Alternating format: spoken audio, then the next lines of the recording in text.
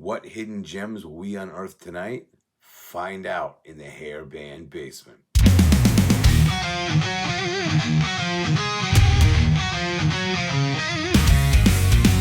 Welcome to the Hairband Basement. I'm your host, Brian, and tonight I'm going to do another 5 hidden gems from hair metal.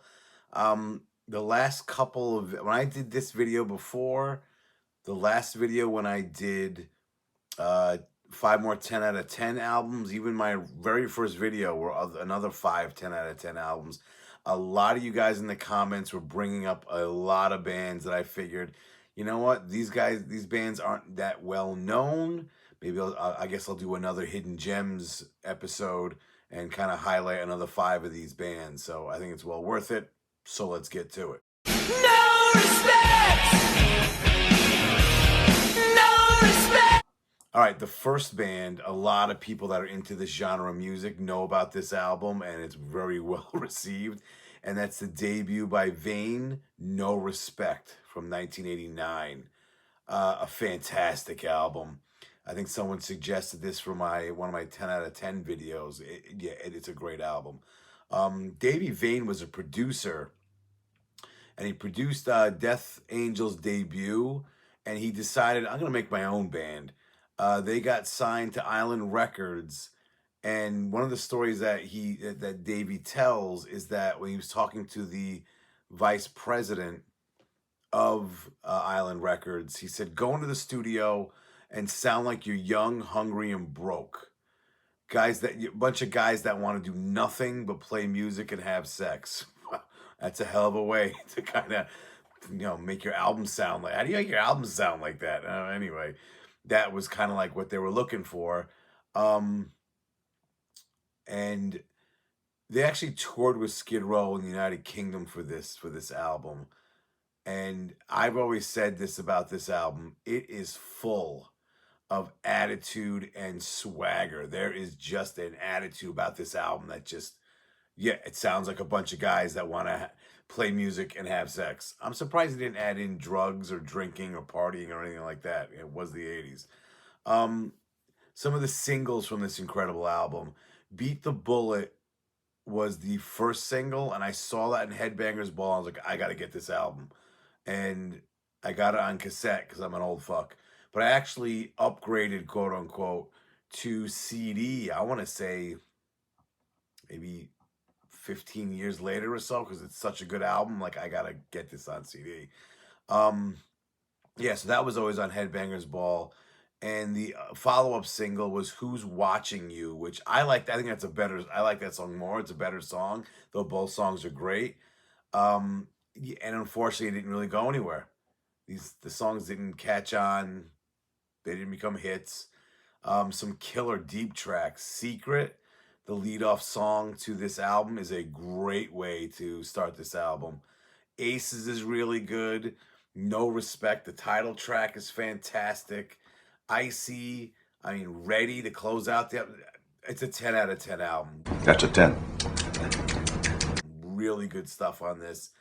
Unfortunately, this album didn't do that big. Wasn't that huge. I think 1991 was the follow-up.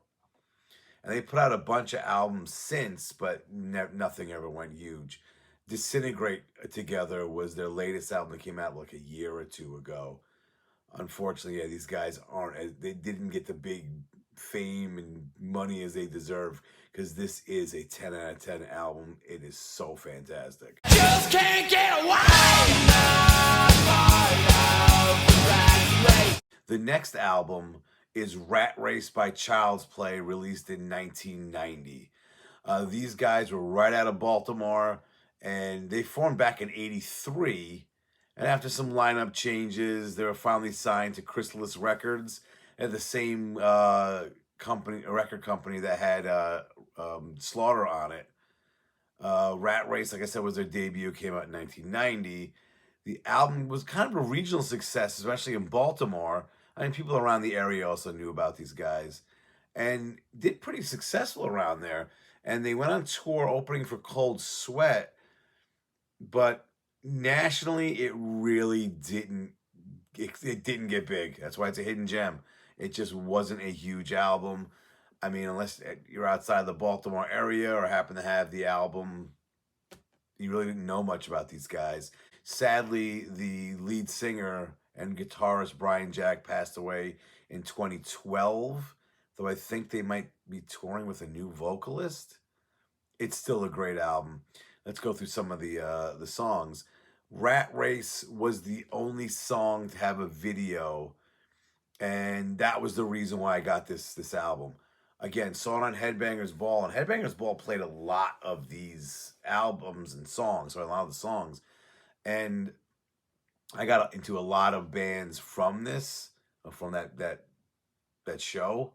I mean, it was a huge influence on me in music, and I bought so many albums because of that show. Night After Night and Wind were also singles. Night After Night's another great song, but they never got videos, so I really don't count that. If you're a single and then don't have videos, back in 1990, no one really knew about you if you didn't have a single for a song. That's just how it worked. You put out a single, and every teenager at the time, if they had cable, was watching MTV. And if you didn't, you went to your friend's house and watched MTV. And if you didn't have a single, maybe it's the record company not wanting to spend the money, but you were not going to go anywhere if you weren't putting videos out there. It's just the way it was back in 1990. The leadoff song, Good Old Rock and Roll, is a great kick-ass rock and roll song. Good tune. Knock Me Out, Evicted, My Bottle. All these are great songs. The whole album is great. It is really worth checking out. I would definitely highly recommend it. Rat Race by Child's Play.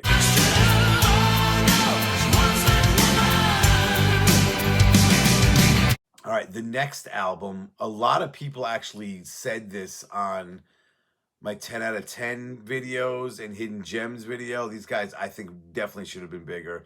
It's the debut by Baton Rouge, Shake Your Soul, from also 1990. These guys obviously were from Louisiana. Look at the fucking name. They're named after the capital. They were called Voices. Then they changed the name to Cheetah. And I think that's when they moved out to LA. Then they changed it to Meridian. And eventually they went with Baton Rouge to show the Louisiana roots. I guess, like I said, when they were Cheetah, they moved out to LA. I think after they changed their name, they played like 6 songs and got signed by Atlantic. I mean, that's like, that never happens. Like, that's just so crazy. I guess just luck.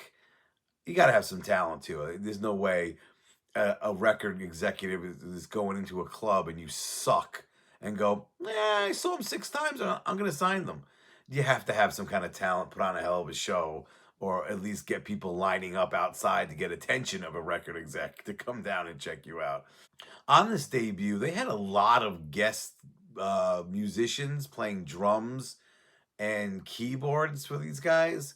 I didn't know this, but one of the drummers that played on this album, he was the drummer from a band called the Good Rats. They were big on Long Island, another band that never really broke big, but they weren't like glam. They were around. They've been around for a while. I don't know what they're doing now. I think a few of them have passed on, but like the 70s and early 80s, they were big on Long Island, and eventually the 90s, and I guess the guys looking for work and playing drums with these guys. David Kremen is credited as being the keyboardist on the album, and he's in the pictures with the band, but he never recorded anything. So on the song, all the songs you hear keyboards on, that is not him.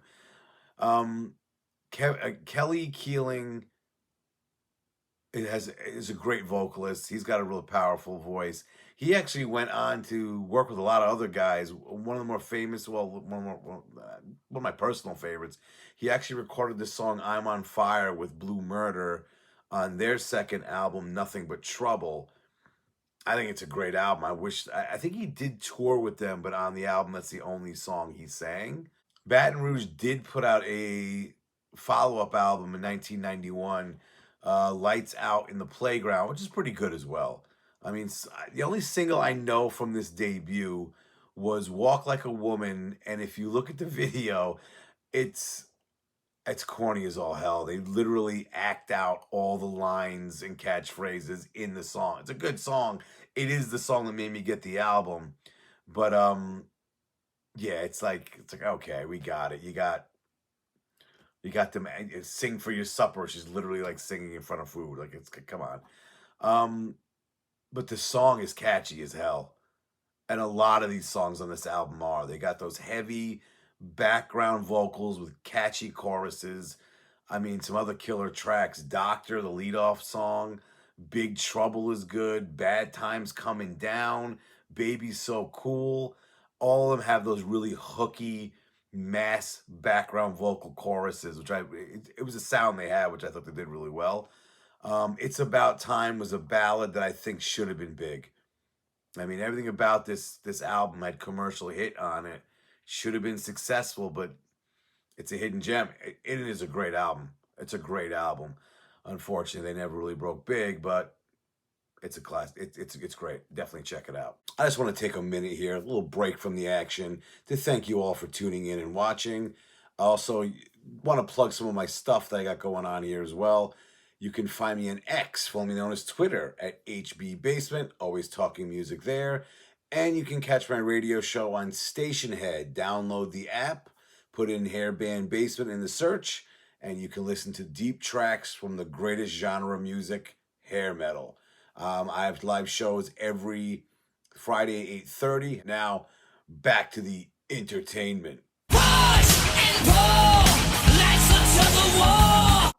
All right, my next album, actually the only album I've done on this and my previous Hidden Gems albums that isn't a debut. It's the second album, Group Therapy by Southgang, their second album from 1992. Um, they were called, they're from Georgia, and they were originally called Bite the Bullet, which is, Bite is spelled Byte. I think Southgang is better, and they changed it right before I can't remember, right before they got signed or before they started recording for I think it was before they got signed. I don't think it was when they were recording their debut. I mean, their debut album, Tainted Angel, is really good, and that could have been on this list. I went with the second album because they kind of got better at their craft, the songwriting and the musicianship, got better. Though the first album is really good. I mean, they were off the first album that came out in '91. The song "Tainted Angel" got some pretty decent rotation on Headbangers Ball. Again, a lot of these bands are on there. That's how I discovered them. And that was a song that got me to buy the debut on cassette because I'm an old fuck. But I got this because of that debut. I don't remember hearing anything or seeing a video that made me go out and get it. I think maybe I might have heard a song on a radio station when I visited a friend up in Buffalo. That might have been it, or maybe I just saw the album in a record store. I was like, I didn't know these guys had a follow-up. I'm getting this. Sadly, these guys only had the two albums. I would have loved to see a third album by them. These guys were another late to the party band. I mean, 91 is just too late for a debut to all of a sudden make it big. But this album, again, they got better at what they did. And yeah, like I said, sadly, they were done after this one. But guitarist Butch Walker and bassist Jace Flincher went on to form the Marvelous Three, which is also a solid band. So they got some success with that. A couple of singles from this album. Fire in Your Body, that might have been the song I heard on Buffalo radio. That I forget the name of the station, but they played a lot of this stuff even after it wasn't that popular anymore. 92, you really had grunge starting to take off, and they were playing a lot of this station was still playing a lot of this stuff. I think Fire in Your Body might have been what I heard on the radio. Tug of War is another good song. That was the other single. Some other good deep tracks. The leadoff song "White Trash with Cash" is great. What a great title.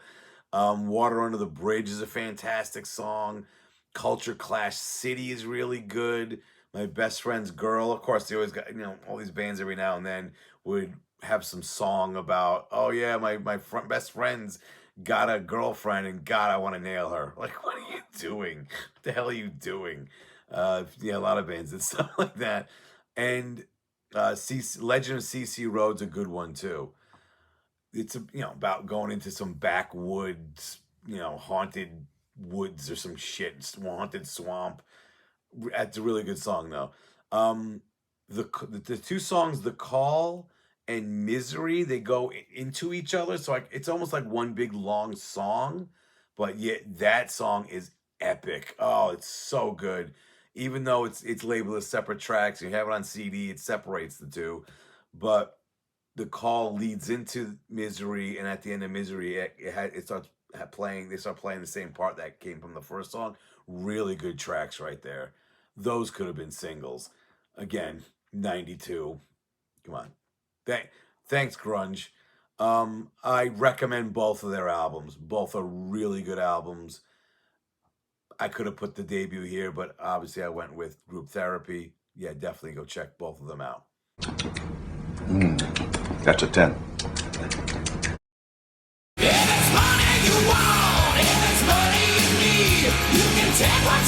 All right, my last album. Again, if you know about these, if you're into this genre, know about these bands, I'm sure you've heard about these guys. It's the self-titled debut from McQueen Street from 1991. Talk about an album that should have been bigger. Great band. 91 again, late to the party. They were from Montgomery, Alabama, home of Tommy Shaw from Styx and Damn Yankees fame. Rosa Parks is from there. And to be honest, that picture there is not of Montgomery. Who the hell knows what it looks like? Let me just put the real one up there. There we go. You had no idea it was fake. The name comes from the street where Derek Walsh's, the lead vocalist's recording studio was. So they went with that name. Walsh's got a great voice. Welsh has got a great voice. It's gritty, and it's just got a griminess to it. It's really good. Really gets these songs sounding kind of again a gritty feel to it. How many times can I say fucking gritty? Again, it's another 10 out of 10 album. Some people have said this as well. Yeah, fantastic stuff. These guys did record a second album in 1993, and it wasn't released until 10 years later, and it was lazily named McQueen Street 2. Come on, guys. You could have named it anything. You could have come up with something else. I mean, I think naming an album, just having it self-titled is kind of lazy, but just putting a 2 at the end of it for your follow-up, that's not really trying too hard. But then again, I'm sure this album was sitting around doing nothing, collecting dust, and they were probably just happy to even have the thing get released. It's not a bad album. Nowhere near as good as the debut. The debut is absolutely killer. All right, so let's look at some of the singles. You had Time, Money, and My Religion all got videos. Some sources say that the song In Heaven was also a single, though I don't know if they had a video for it. And again, if you don't have a video for it, I'm not counting it as a single. No, sorry. Yeah, you have to have the whole package. The video, and you gotta be on MTV. That might be part of the problem why they didn't make it too big. I think it was My Religion that got me to buy the album though on cassette, 'cause I'm an old fuck. I remember years later, about a good 15 years later, I had a car that actually had a cassette player and popping this thing in. So hey, it holds up. It definitely holds up. But yeah, all three of those songs are really good. Some of the deep tracks, the lead off song, When I'm in the Mood, really good song. Great way to start an album. Two Worlds is really good. Woman in Love is a great song. Stick It, and to close out the album, Only the Wind, a slower ballad, great song. Again, these guys should have been big, and this band should have been bigger. What a great album. Definitely a 10 out of 10. Those of you that put it in the comments, yeah, I agree with you. All these albums that you guys put in comments, I was like, yeah, I got to make another video on these hidden gems and get these bands' names out there. If you don't know these bands, definitely check them out. They're all worth a listen. And with that, let me get through all my usual YouTube bullshit that everyone's got to say at the end of their video. First, leave a comment. If you got any other albums that you think are hidden gems. Leave a comment. Say what you, if you like this list, say what you think. If you got any other bands, definitely put it down. I will probably be doing another video like this. If you got some stuff that's really not that known or should have been bigger, definitely put a comment on that. All the other usual stuff, like, subscribe, share, ring the bell, or go to hell. Gotta say it every time. And until next time, keep your hair high and your metal horns even higher. Take care. That's a 10.